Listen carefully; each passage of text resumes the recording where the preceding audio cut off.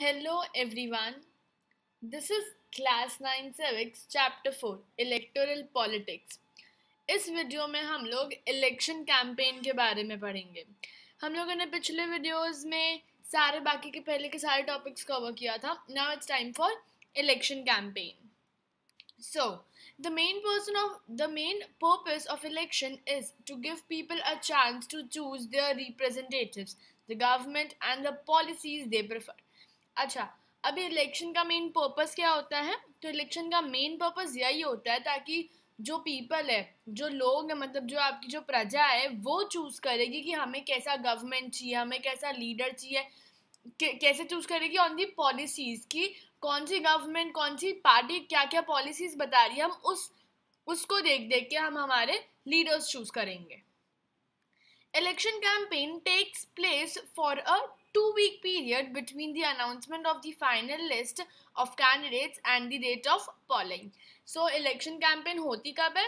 तो वो होती कब है? तो फिर वो जब अनाउंसमेंट होता है कि अब इलेक्शंस होने वाले हैं, उस दिन से लेके पॉलिंग यानी कि जिस दिन लोग वोट देने जाते हैं उसको पॉलिंग कहते हैं. तो अनाउंसमेंट से लेके पॉलिंग के बीच में ये इलेक्शन कैंपेन होता है और वो होता कितने टाइम का है? तो 2 वीक्स यानी कि 14 डेज का ये इलेक्शन कैंपेन होता है. What do the candidates do? अब इसमें जो कैंडिडेट्स होते हैं वो क्या करते हैं इस इलेक्शन कैंपेन में? सो दे कॉन्टैक्ट देयर वोटर्स. वो अपने वोटर्स के साथ कॉन्टैक्ट करते हैं, उनको बताते हैं कि हमारे पॉलिसीज क्या है, हम क्या क्या देने वाले, आप हमें वो वोट करने चाहिए, स्लोगन्स बोलते हैं etcetera. Political leaders address election meetings. वो लोग इलेक्शंस की मीटिंग्स भी करते ताकि वो लोग अपनी जो पॉलिसीज है उसको और कैसे बढ़ाए, अपने वोटर्स कैसे बढ़ाए, इसके लिए वो लोग मीटिंग्स भी करते हैं. Political parties mobilise their supporters. वो लोग अपने सपोर्टर्स को मोबिलाइज करते हैं, यानी कि वो लोग अपने सपोर्टर्स को एक अच्छा ट्रीट करते हैं. वो लोग अपने सपोर्टर्स वो होते हैं जो कहते हैं कि हाँ हम भी आपके साथ हैं, हम भी आपको वोट करेंगे, तो उनके साथ वो लोग अच्छे से कॉन्टैक्ट में रहते हैं. So now, some of the successful slogans given by different political parties in various elections are. So मैंने पहले बताया था कि वो लोग क्या करते हैं. वो लोग अपने उनका जो भी होता है, वो लोग अपने जो कैंडिडेट्स होते हैं वो अपने वोटर्स के साथ कांटेक्ट करते. तो कैसे करते? तो वो लोग स्लोगन्स के साथ करते हैं. सो एग्जाम्पल्स दिए गए स्लोगन्स के. देखो, Congress party the Congress party led by Indira Gandhi gave the slogan गरीबी हटाओ, remove poverty in the Lok Sabha elections of 1970.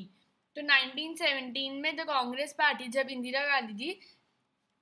Indira Gandhi थी तो उन्होंने ये स्लोगन दिया था कि गरीबी हटाओ, मतलब अगर हमारी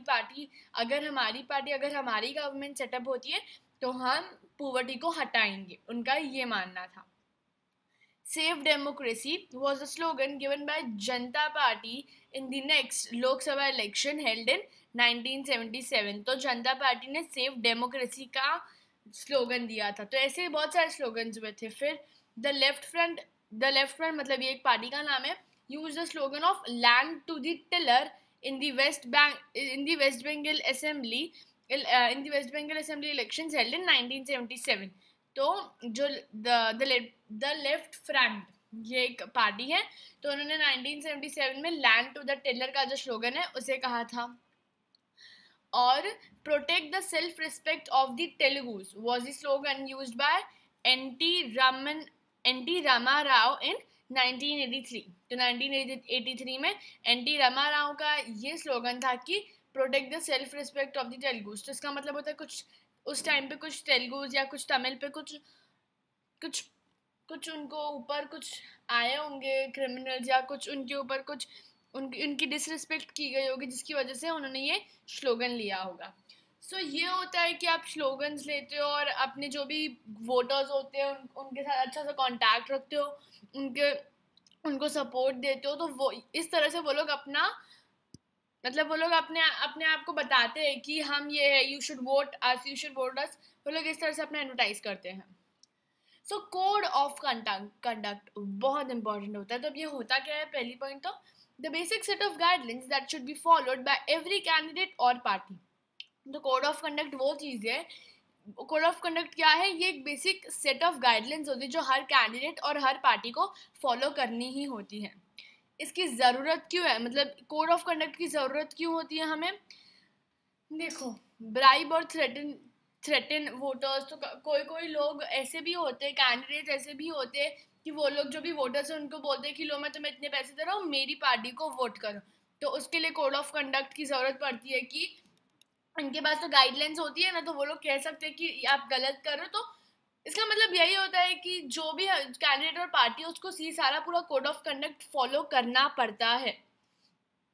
appeal to them in the name of caste और रिलीजन, मतलब कि तुम मेरे रिलीजन से हो तो देखो, अब जैसे कि कोई political party, for example Congress में अगर जो रिलीजन है कांग्रेस का वो है, फॉर एग्जांपल ले लेते हैं हम लोग मुस्लिम, और अगर उसका कोई वोटर भी मुस्लिम है तो वो कह सकते हैं कि तुम भी एक मुस्लिम हो, मैं भी एक मुस्लिम हूँ, चलो तुम अब मुझे वोट करो। तो ये हो गया कि रिलीजन और कास्ट के ऊपर वो कह रहे हैं ना, सो ऐसा नहीं कर सकते वो लोग। Use of government resources for election campaign, आप इलेक्शन कैंपेन के लिए गवर्नमेंट की रिसोर्सेज यूज नहीं कर सकते हो। Spend more than 25 lakhs in a constituency for a Lok Sabha election or rupees 10 lakh in a constituency in an assembly elections. Okay. सो जो लोकसभा के जो इलेक्शंस होते हैं ना, उसमें 25 लाख से अगर ज़्यादा स्पेंड करते हैं तो आप कोड ऑफ कंडक्ट को आप तोड़ते हो, और शायद उन पार्टीज को डिस्क्वालीफाई भी किया जाता है। और जो असेंबली इलेक्शन में अगर आप 10 लाख से ज़्यादा यूज़ करते हो तो आपकी पार्टी को डिस्क्वालीफाई भी किया जा सकता है।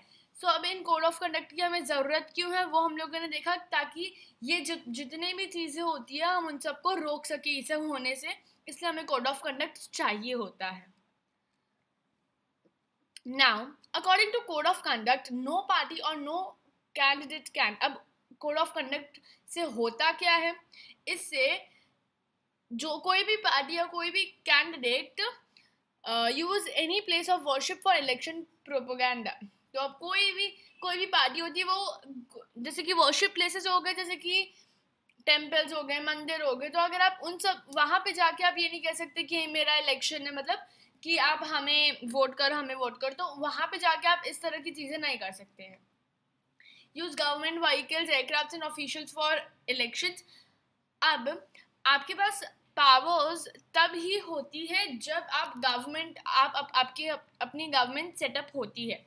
सो कोड कंडक्ट के अकॉर्डिंग कोई भी पार्टी या कोई भी कैंडिडेट अपनी गवर्नमेंट की व्हीकल या फिर गवर्नमेंट की एयरक्राफ्ट यूज नहीं कर सकते। Once elections are announced, ministers shall not lay foundation stones of any projects, take any big policy decisions or make any promises of providing public facilities.